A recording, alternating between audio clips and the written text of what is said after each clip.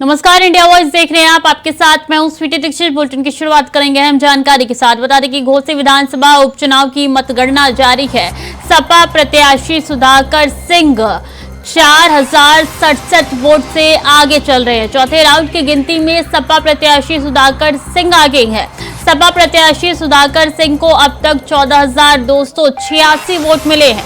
BJP के दारा सिंह चौहान को अब तक 1,219 वोट मिल चुके हैं। तो देखिए, चौथे राउंड की गिनती जो है वो शुरू हो चुकी है और इस वक्त समाजवादी पार्टी आगे चल रही है, बीजेपी पीछे नजर आ रही है। सुधाकर सिंह अपनी पैठ बनाए हुए हैं, बढ़त लगातार हो रही है और ऐसे में सबकी निगाहें घोसी सीट पे है। अब देखना होगा कि जैसे जैसे आखिरी राउंड सामने आता है उस वक्त क्या नतीजे निकल के सामने आता है, तो फिर धीरे धीरे साफ होनी अब से कुछ ही देर में शुरू हो जाएगी। फिलहाल जो ताजा जानकारी आप तक पहुंचा रहे हैं कि दारा सिंह चौहान पीछे चल रहे हैं, सुधाकर सिंह इस वक्त आगे चल रहे हैं।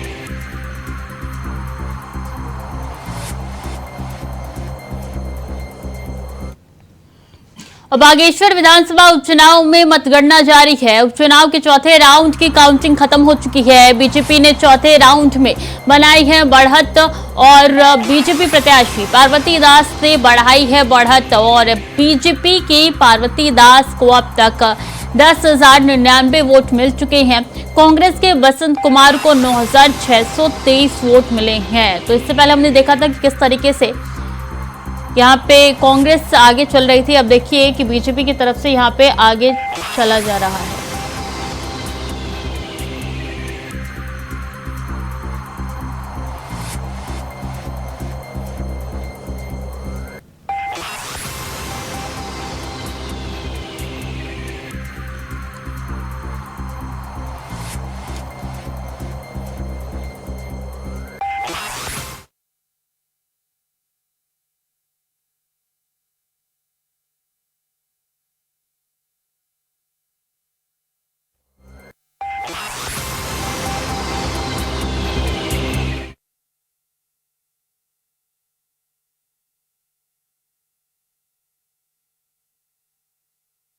सुधाकर सिंह को अब तक 14,286 वोट मिल चुके हैं, यानी कि सुधाकर सिंह जो है घोसी सीट से आगे चल रही हैं। बीजेपी के दारा सिंह चौहान अब तक 10,219 उनको सीट मिली है, वोट मिले हैं और घोसी विधानसभा उपचुनाव की मतगणना जो है अभी भी जारी है, चौथे राउंड में प्रवेश कर चुकी है और रुझान धीरे धीरे आना शुरू हो रहा है। शाम तक तस्वीर साफ हो जाएगी।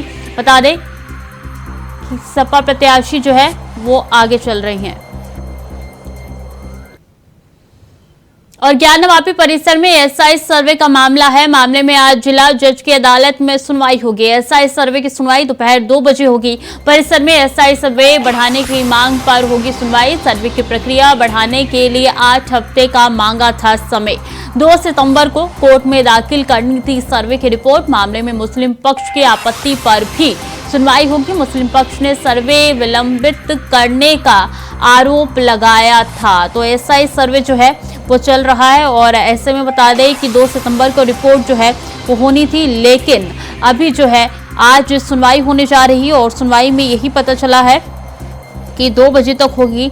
ज़्यादा जानकारी आप तक पहुंचा दें कि ये जो सुनवाई है वो 2 बजे होनी है और ऐसे में परिसर में एसआई सर्वे बढ़ाने की मांग पर आज सुनवाई होगी। 2 बजे का वक्त बताया जा रहा है, 8 हफ्ते का और समय मांगा जा रहा है। अब देखना होगा कि कोर्ट की तरफ से क्या कुछ सुनवाई में निकल के सामने आता है। और ये मामला काफी ज्यादा पिछले दिनों चर्चा में भी बना हुआ था। अब 2 बजे का इंतजार है कि 2 बजे जब फैसला आएगा तो क्या कुछ कोर्ट की तरफ से यहाँ पे फैसला सुनाया जाता है। मामले में मुस्लिम पक्ष की आपत्ति पर भी सुनवाई होगी। मुस्लिम पक्ष ने भी कई आपत्ति यहाँ पे दर्ज की थी। मुस्लिम पक्ष का कहना है कि विलंबित जो है वो लगातार किया जा रहा है और इसी का आरोप मुस्लिम पक्ष ने सर्वे पर लगाया था। विकास चौबे इसी खबर पर ज्यादा जानकारी के साथ जुड़ चुके हैं। विकास, देखिए अभी भी सर्वे चल रहा है, रिपोर्ट 2 सितंबर को सौंपी जानी थी, लेकिन इतना वक्त क्यों लग रहा है और क्या कुछ जानकारी है आपके पास इस सब से जुड़े हुई? बिल्कुल, देखिए स्वीटी, आज सर्वे का 35वां दिन है जब लगातार एएसआई परिसर में सर्वे जारी है और एएसआई की टीम इस वक्त भी जो है परिसर में मौजूद है, ज्ञानवापी परिसर का सर्वे कर रही है। लेकिन निश्चित तौर पर आज जिला और सत्र न्यायालय में एक मामले को लेकर सुनवाई है, जिसमें साफ साफ तौर पर एएसआई ने जो है और 8 हफ्तों का समय मांगा है। यानी कि जो एएसआई सर्वे चल रहा है उसमें तो सर्वे पूरा नहीं हो पाया, और यही वजह है कि 8 हफ्तों की और समय की मांग की जा रही है एएसआई की तरफ से। लगातार जो है इसकी मांग हिंदू पक्ष कर रहा था कि जब तक पूरा समय नहीं मिलेगा कि उनको तब तक वो सर्वे नहीं कर पाएंगे, और एक एक चीजों के ऊपर नजर रखने के लिए भी काफी ज्यादा महत्वपूर्ण है। और ये देखने वाली बात हुई कि आज सुनवाई में क्या कुछ चीजें निकल के सामने आती है। लेकिन निश्चित तौर पर ही आज अजय कुमार विशेष की अदालत में इस मामले को सुना जाना है, और आज फैसला काफी ज्यादा अहम होगा कि क्या एएसआई की टीम को अतिरिक्त समय मिलेगा या नहीं। जी, तो 8 हफ्ते का समय और मांगा गया है विकास, तो 8 हफ्ते क्यों? क्योंकि पिछले दिनों देखा था कि किस तरीके से जब सर्वे का परमिशन दे दी गई थी 3 से 4 हफ्ते उनकी तरफ से मांगे गए थे। आखिर इतना वक्त किस लिए लग रहा है?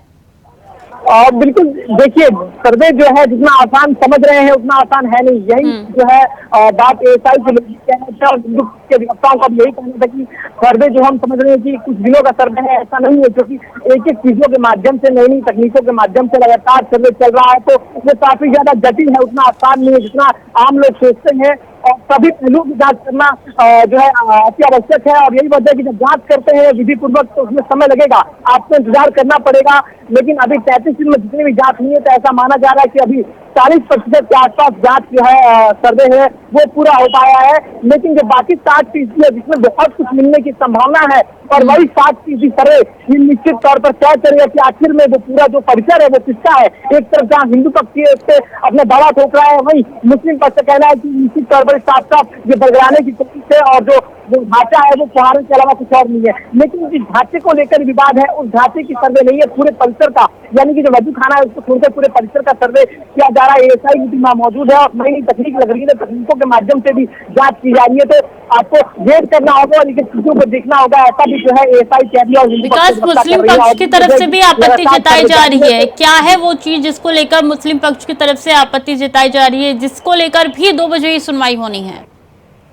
बिल्कुल देखिए, मुस्लिम पक्ष के ऊपर लगातार वो लोग आपत्ति जता रहे हैं कि जैसा आप लोग देखिए प्रतीक चिन्हों की संरक्षण, यानी कि जो ज्ञानवापी परिसर में अब तक की सर्वे के दौरान वो भी चीज निकल कर सामने आई, उसको संरक्षित करने की मांग हिंदू पक्ष कर रहा था, और इसी मांग का विरोध मुस्लिम पक्ष कर रहा है। यानी कि उनका साफ साफ तौर पर कहना है कि देखिए ये तो चीजें फालतू की चीजें हैं, और जो वो कहा करती है तो इसका विरोध कर रहा है मुस्लिम। तो साथ ही साथ उन्होंने ये भी कहा है कि जो सर्वे का जो बीज बयान की मांग की जा रही है एएसआई द्वारा, वो कोई जो है आधार नहीं होता, वो आधारहीन है पूरा चीज, और जो सर्वे जहाँ तक हुआ उसी के आधार पर निर्णय करना ही जो है वो तर्कसंगत होगा। तो दोनों तरफ से लगातार अपनी अपनी बातें रखी जा रही है, आरोप प्रत्यारोप का दौर जारी है। लेकिन अब तक कुछ ही देर बाद जिला और सत्र न्यायालय वाराणसी के बाहर जब पुलिस प्रशासन की मौजूदगी में जब वहाँ पे कोर्ट के अंदर जज बैठेंगे, व्यवस्था के अंदर जो है कोर्ट इस पूरे मामले को सुनेगा, और उसके बाद जब दोनों पक्ष से गवाही सुनी जाएगी उसके बाद कोर्ट जो है अपनी अगली तारीख नियत करेगा। या फिर ये भी हो सकता है कि आज जो डेट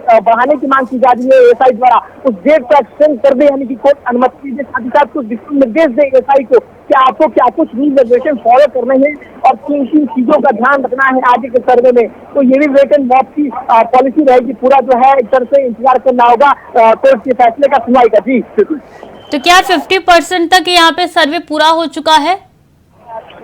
बिल्कुल देखिए, ऐसा जो है अनुमान लगाया जा रहा है कि 40% सर्वे जो है पूरा हो चुका है, क्योंकि पश्चिमी दीवार से शुरू होने वाला ज्ञानवापी परिसर का सर्वे के बाद जो है दीवारों के साथ साथ तहखाने के साथ जो है तहखाने के कमरे में जिसमें उनको फिर बरामदों को सीढ़ियों के साथ साथ गुंबद तक जाना था।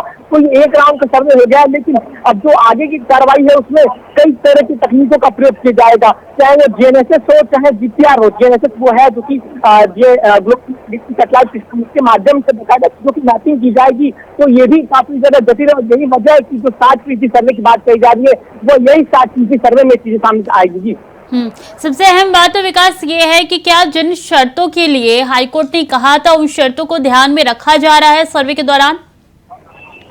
बिल्कुल देखिए, हाईकोर्ट ने कहा था कि खुदाई नहीं करनी है आपको, ताकि आप जिस ढांचे का सर्वे कर रहे हैं, जिसकी साइंटिफिक सर्वे की आपको इजाजत मिली है, आपको ध्यान रखना होगा कि आप सर्वे के दौरान उसको कुछ नुकसान न पहुंचाए। और इसी आदेश को जो है एएसआई की टीम लगातार फॉलो कर रही है और इसी चीजों का बाकायदा ध्यान रखा जा रहा है। जो नुकीली चीजें वो लेकर गए थे, चाहे वो फावड़ा हो या फिर कुछ ऐसे खुदाई की चीजें हो, उनका वहां पर प्रयोग वर्जित है, यानी कि वो केवल एक साफ साफ तौर पर कुछ हल्के चीजों के साथ ही वो सर्वे कर रहे हैं और बाकायदा मच्छियों के साथ सैंपल इकट्ठा कर रहे हैं। लेकिन खुदाई का जो है निश्चित तौर पर ही सुप्रीम कोर्ट ने इस बात को दोहराया था कि खुदाई नहीं कर रहे, क्योंकि मुस्लिम पक्ष का ये दावा था कि खुदाई से जो ढांचा है उसके ऐतिहासिक महत्व के साथ चर्चा कर सकती है एएसआई की टीम, ऐसा उनका कहना था। और इसी की वजह से जो है कोर्ट ने कहा था कि आप सर्वे के दौरान खुदाई नहीं करेंगे। तो ये भी ध्यान में रखते हुए एएसआई की टीम लगातार सर्वे कर रही है, लेकिन कोई खुदाई नहीं की जा रही, यानी कि ढांचे में कोई बदलाव नहीं आएगा और एक तरह से ऊपर ही ऊपर सर्वे करके चीजों के ऊपर निष्कर्ष तक पहुंचा जाएगा। जी तो क्या यहाँ पे मुस्लिम पक्ष की तरफ से हर कदम पे साथ दिया जा रहा है, सहयोग किया जा रहा है? और बिल्कुल देखिए, पूरी तरह से सहयोग किया जा रहा है। मुस्लिम पक्ष के लोग भी मौजूद रह रहे हैं सर्वे में, हिंदू पक्ष के अधिवक्ता है, वादी महिलाएं हैं और मुस्लिम पक्ष के लोग भी मौजूद है। लेकिन आपको बता दें कि जब सर्वे शुरू हुआ था, यानी कि जब पहला और दूसरा दिन था, तो उस समय मुस्लिम पक्ष के लोग मौजूद नहीं थे, वो सर्वे का विरोध कर रहे थे और उनका कहना था कि देखिए ये सर्वे जो है आधारहीन है, तो इसका तर्क नहीं है। तो बाद में वही लोग सर्वे में शामिल हुए और एक तरह से अंजुमन इंतजामिया कमेटी जो कोर्ट में लगातार अपनी वकालत कर रहा था, जो मस्जिद पक्ष है उधर से बोल रहा था, तो वो भी जो है उनके आधिकारिक लोग भी सर्वे में शामिल हुए और उसके बाद से सर्वे लगातार जारी है, दोनों पक्ष लोग की मौजूदगी में। तहखाने के सर्वे को लेकर भी काफी ज्यादा विवाद हुआ था, वहां का सर्वे पूरा हो चुका है या वहां पे काम जारी है? और देखो, तहखाने को लेकर विवाद हुआ था। एक तरफ हिंदू पक्ष कह रहा था कि बाबा मिल गए, ये कमीशन की जब कार्रवाई हुई थी तो उनका ये सीधे तौर पर वो काफी ट्रेंड में आया था ये नारा कि बाबा मिल गए।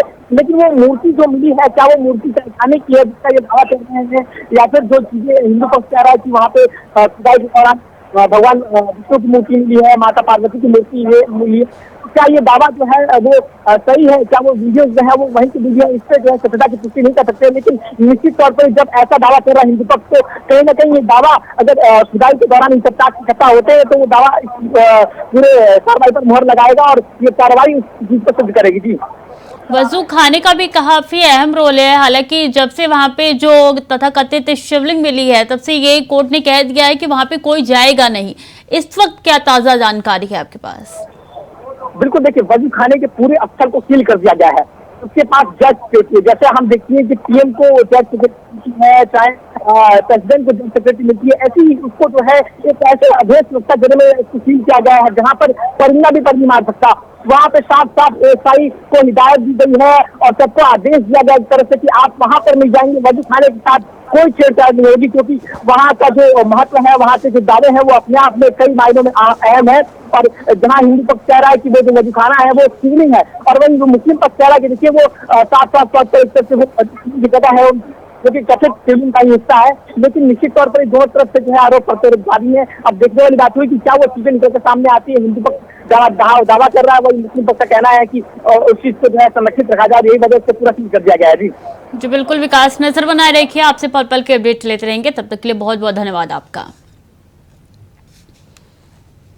और श्री कृष्ण जन्माष्टमी का पर्व संगम नगरी प्रयागराज में भी धूमधाम के साथ मनाया जा रहा है। प्रयागराज के इस्कॉन मंदिर को पूरी तरीके से सजाया गया है। भगवान श्री कृष्ण जन्माष्टमी के अवसर पर मंदिर में दर्शन करने भक्तों की भीड़ जुट रही है।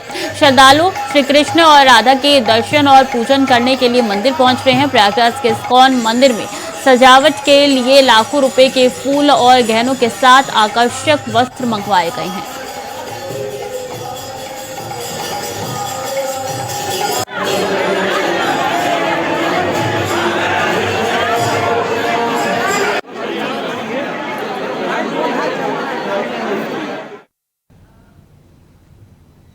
और मध्य प्रदेश के मुख्यमंत्री शिवराज सिंह चौहान ने प्रदेशवासियों को जन्माष्टमी के अवसर पर बधाई दी है। उन्होंने मंत्रों के माध्यम से भी बताया है कि धर्म की स्थापना के लिए कन्हैया जन्म लेती हैं। उन्होंने इसी माध्यम से कांग्रेस गठबंधन को कहा है कि सनातन का अंत करने वाले राजनीतिक दल का अंत होगा। मध्य प्रदेश में कांग्रेस की जन आक्रोश यात्रा पर पलटवार करते हुए मुख्यमंत्री ने कहा कि मध्य प्रदेश में भाजपा की जनता का प्यार, आशीर्वाद और समर्थन मिल रहा है, जिसके कारण भाजपा जन आशीर्वाद यात्रा निकाल रही है। लेकिन कांग्रेस के प्रति लोगों में आक्रोश व्याप्त है, इसलिए वो जन आक्रोश यात्रा निकाल रही है। और सिद्धार्थनगर पुलिस को बड़ी सफलता मिली है। पुलिस ने मिश्रौलिया थाना क्षेत्र के होरीलापुर पुल के पास से चेकिंग के दौरान 5 आरोपियों को गिरफ्तार किया है, जिनके पास से 100 ग्राम स्मैक बरामद की गई है, जिनकी कीमत अंतर्राष्ट्रीय बाजार में 10 लाख रुपए बताई जा रही है। साथ ही गिरफ्तार आरोपियों के पास से चोरी के 40 मोबाइल फोन बरामद हुए, जिसकी कीमत लगभग 5 लाख रुपए बताई जा रही है। इसके बाद पुलिस ने आरोपियों के खिलाफ मुकदमा दर्ज करके जेल भेज दिया है।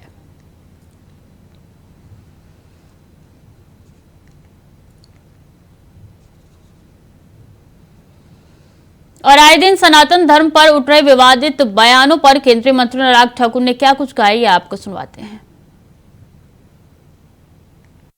देश और दुनिया कृष्ण जन्माष्टमी बड़ी धूमधाम से मना रहे। मैं सभी देशवासियों को और कृष्ण भक्तों को जन्माष्टमी की बहुत बहुत बधाई और शुभकामनाएं देता हूं और ईश्वर से यह भी कामना करता हूं कि इन घमंडिया गठबंधन के नेताओं का अहंकार और घमंड थोड़ा कम कर दे, इनकी सोच में थोड़ा सुधार कर दे, थोड़ी सद्बुद्धि दे दे, क्योंकि इनका अहंकार और घमंड इनको इतने निचले स्तर के बयान देने पर मजबूर करता है कि वो सनातन धर्म को मिटाने की बात करते हैं, हिंदुओं को अपमानित करते हैं। लेकिन मैं याद करवाना चाहता हूं इन सभी घमंडिया गठबंधन के नेताओं को कि सोच को रखे मुगल आकर चले गए, अंग्रेज आकर चले गए, सनातन था, सनातन है, सनातन रहेगा।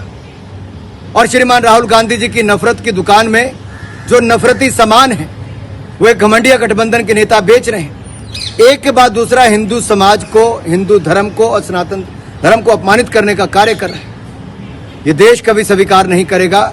लेकिन सवाल ये खड़ा होता है कि श्रीमान राहुल गांधी कहां सो रहे हैं? जागिए राहुल जी, ये नफरत का बाजार जो आप फैला रहे हैं, देश से माफी मांगने का समय आया है। आप देश को बताइए, क्या इनके बयानों से आप सहमत हैं? क्या ये कानून का उल्लंघन नहीं? क्या ये संविधान का उल्लंघन नहीं? क्या संविधान की धज्जियां नहीं उड़ाई जा रही? क्या ये हेट स्पीच नहीं? अगर है तो क्या घमंडिया गठबंधन के नेताओं को देश से माफी नहीं मांगनी चाहिए? और कांग्रेस का हाथ इस नफरती नेताओं के साथ क्यों? आपकी चुप्पी, आपका मौन ये दिखाता है कि राजनीति आपको ज्यादा प्यारी है और हिंदुओं का अपमान करने की लगातार प्रयास जारी है। लेकिन एक बात मैं स्पष्ट कर दूं, सनातन धर्म का अपमान नहीं सहेगा हिंदुस्तान। फिलहाल वक्त तो चले छोटे से ब्रेक का, जल्द लौट रहे हैं। ब्रेक के बाद एक बार फिर से स्वागत है आपका। ये सियासत भी दिलचस्प है, हर मोड़ पर रंग बदलती है। यूपी में इस वक्त कुछ ऐसा ही हो रहा है, जानते हैं क्यों? क्योंकि देश का नाम भारत होना चाहिए या इंडिया, इसी को लेकर इन दोनों सत्ता पक्ष और विपक्षी दलों के बीच जबरदस्त जंग छिड़ी हुई है। बीजेपी जहां इंडिया को गुलामी का प्रतीक बता रही है, तो वहीं विपक्षी दलों का कहना है कि मोदी सरकार विपक्ष के इंडिया गठबंधन से डरकर यह सब कर रही है। ये रिपोर्ट देखिए। भारत और इंडिया वाली बहस में क्या समाजवादी पार्टी फंस गई है? क्या अखिलेश के लिए समर्थन और विरोध करना एक तरफ कुआं और दूसरी तरफ खाई जैसा है? ये सवाल क्यों, तो वो आगे आपको बताएंगे। मगर उससे पहले आखिरकार सियासी माजरा है क्या, वो समझिए। क्योंकि सपा के लिए भी बीजेपी का विरोध करना थोड़ा मुश्किल हो सकता है। मगर उससे पहले अखिलेश यादव के इस ट्वीट को देखिए, जिसमें सपा प्रमुख अखिलेश यादव पोस्ट करते हुए बीजेपी को अपने नाम से अंग्रेजी भाषा के शब्द पार्टी को निकालकर दल किए जाने की सलाह दे रहे हैं। अखिलेश यादव ने पोस्ट किया कि वैसे तो भाषाओं का मिलन और परंपरा प्रयोग बड़ी सोच के लोगों के बीच मानवता और सौहार्द के विकास के प्रतीक माना जाता है। फिर भी अगर संकीर्ण सोच वाली भाजपा और उसकी सगी साथी किसी भाषा के शब्द को गुलामी का प्रतीक मानकर बदलना ही चाहते हैं, तब तो सबसे पहले भाजपा को भी अपना एक विशेष सत्र बुलाना चाहिए और अपने नाम में से अंग्रेजी का शब्द पार्टी हटाकर स्वदेशी परंपरा का शब्द दल लगाकर अपना नाम भाजपा से भाजद कर देना चाहिए। मगर क्या अखिलेश के लिए विरोध का झंडा बुलंद रख पाना आसान होगा? तो क्यों, अब वो भी समझिए। दरअसल देश का नाम भारत होना चाहिए या इंडिया, इसे लेकर इन दिनों सत्ता पक्ष और विपक्ष दोनों के बीच जबरदस्त जंग छिड़ी है। बीजेपी जहां इंडिया को गुलामी का प्रतीक बता रही है, तो वहीं विपक्षी दलों का कहना है कि मोदी सरकार विपक्ष के इंडिया गठबंधन से डरकर ये सब कर रही है। दोनों तरफ से इस मुद्दे को लेकर जमकर बयानबाजी देखने को मिल रही है, लेकिन यूपी में सबसे बड़े विपक्षी दल समाजवादी पार्टी के लिए इसका जवाब दे पाना थोड़ा मुश्किल हो रहा है। भारत बनाम इंडिया की लड़ाई में सपा बुरी तरह से फंस गई है। इस पूरे विवाद में सपा इसलिए फंस गई है क्योंकि देश का नाम भारत करने की मांग सबसे पहले समाजवादी पार्टी के संस्थापक मुलायम सिंह यादव ने भी की थी। जी, समाजवादी पार्टी के सबसे बड़े चेहरे मुलायम सिंह यादव भी चाहते थे कि देश को भारत के नाम से ही जाना जाए। साल था 2004, जब मुलायम सिंह यादव उत्तर प्रदेश के मुख्यमंत्री हुआ करते थे, तो उन्होंने ये प्रस्ताव यूपी विधानसभा में भी रखा था कि संविधान में इंडिया दैट इज भारत को लिखा है, उसे संशोधित करके भारत दैट इज इंडिया रखा जाए। यह प्रस्ताव विधानसभा में पास भी हो गया था, लेकिन मुलायम सिंह यादव देश का नाम नहीं बदल पाए क्योंकि वो प्रधानमंत्री नहीं थे। मगर अब समाजवादी पार्टी की मुश्किल यह है कि इंडिया गठबंधन का वो हिस्सा है और अब बीजेपी ऐसा करने की मांग कर रही है।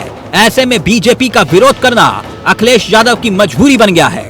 सपा ना तो खुलकर इसका विरोध कर पा रही है और ना ही इसका समर्थन।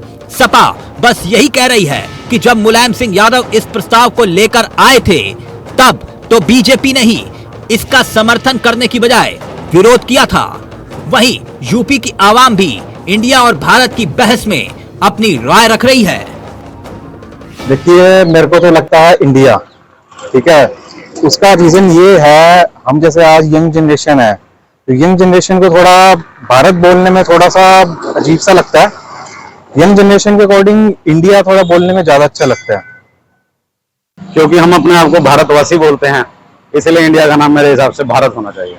मेरे को इंडिया का नाम भारत बहुत पसंद है। भारत की जय हो, जय हिंद। भारत ने अपना मुख्यमंत्री अशोक गहलोत भीलवाड़ा दौरे पर है। बीज निगम अध्यक्ष धीरज गुर्जर की दादी के निधन पर सांत्वना देने पहुंचे, जहां सीएम गहलोत ने कहा है कि मोदी सरकार देश में खतरनाक खेल खेल रही है। किसी को पता नहीं उनके दिमाग में क्या चल रहा है, वो कुछ भी कर सकते हैं। बिना किसी पार्टी को बताए पार्लियामेंट का अधिवेशन बुला रही है। साथ ही सीएम गहलोत ने कहा है कि भीलवाड़ा शहर इस बार कांग्रेस की जीत होगी, जिसके साथ ही मुख्यमंत्री ने केंद्र सरकार पर जमकर हमला बोला है। तो देखिए, हमला यहाँ पे बोला जा रहा है और वार पलटवारों का सिलसिला लगातार जारी है, क्योंकि चुनाव आने हैं और चुनाव में हर कोई एक्टिव नजर आ रहा है। मुख्यमंत्री भी यहाँ पे भीलवाड़ा पहुंचे थे और भीलवाड़ा दौरे पर रहने के साथ उन्होंने कई सत्ता पक्ष जो है वो लगातार विपक्ष को घेर रहा है और ये तस्वीरें भीलवाड़ा से ही निकल के सामने आए, जहां मुख्यमंत्री अशोक गहलोत ने कई बार यहाँ पे विपक्ष पर किए और बीजेपी पर जमकर निशाना साधा।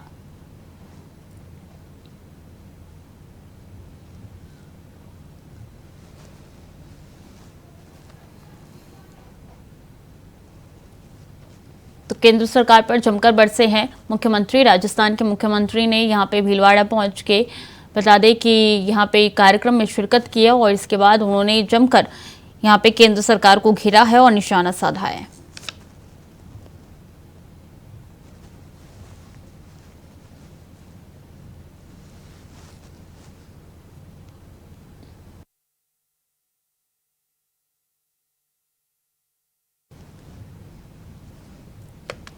तो सीएम अशोक गहलोत भीलवाड़ा दौरे पर है और वहां पे पहुंचकर उन्होंने केंद्र सरकार पर जमकर निशाना साधा है। इसी के साथ उन्होंने कई अहम बातें भी कही हैं। बता दें कि भीलवाड़ा पहुंचे जब उनका जोरदार स्वागत किया गया और बीज निगम अध्यक्ष के घर पहुंचे हैं। उनके मां के निधन पर उनको सांत्वना देने पहुंचे थे, तब उन्होंने केंद्र सरकार पर जमकर निशाना साधा।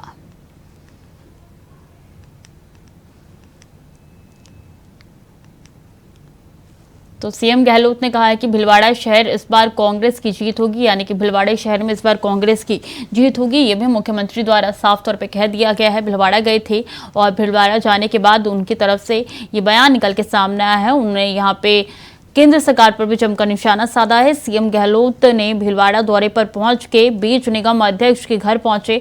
वहां पे उनके मां के निधन के बाद उनको सांत्वना देने के लिए पहुंचे थे और उसके बाद उन्होंने जमकर केंद्र सरकार पर निशाना साधा। इसी के साथ उन्होंने कहा है कि भीलवाड़ा में कांग्रेस की ही जीत होगी इस बार।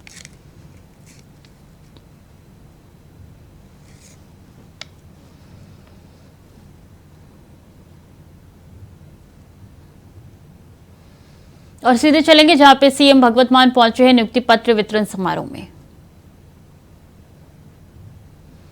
तो तस्वीरें आप तक पहुंचा रहे जय सीएम भगवत मान यहां पे नियुक्ति पत्र वितरित कर रही हैं और सीधी तस्वीरें आप तक पहुंचा रहा है इंडिया वॉइस। नियुक्ति पत्र वितरण समारोह में शिरकत करने के लिए पहुंचे हैं यहां पे पंजाब के सीएम भगवत मान और 710 नव नियुक्त पटवारियों को नियुक्ति पत्र वितरित यहां पे किया जा रहा है और ये सीधी तस्वीरें आप तक पहुंचा रहे हैं। बता दें इसके बाद अपना संबोधन भी देंगे यहाँ पे मुख्यमंत्री भगवंत मान, लेकिन फिलहाल की तस्वीरें यही बताती है कि नियुक्ति पत्र वितरण कार्यक्रम चल रहा है जिसमें 710 नव नियुक्त पटवारियों को नियुक्ति पत्र दिया जा रहा है।